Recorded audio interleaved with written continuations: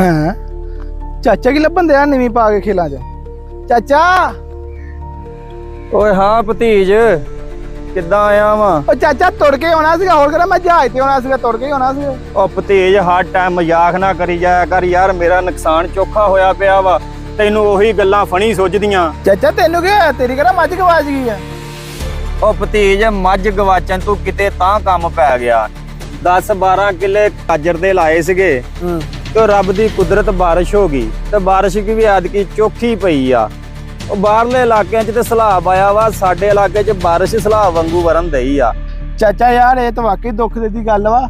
ਬਾਕੀ ਕੋਈ ਨਹੀਂ, ਅੱਲਾ ਖੈਰ ਕਰੇਗਾ। ਜੇ ਥੋੜਾ ਦੁੱਖ ਦਾ ਟਾਈਮ ਆ, ਅੱਲਾ ਸੁੱਖ ਦਾ ਵੀ ਦਿਖਾਏਗਾ। ਕੋਈ ਨਹੀਂ, ਇਨਸ਼ਾਅੱਲਾ ਰੱਬ ਦੇ ਕੋਲੋਂ ਮਾਯੂਸ ਨਹੀਂ ਹੋਈਦਾ।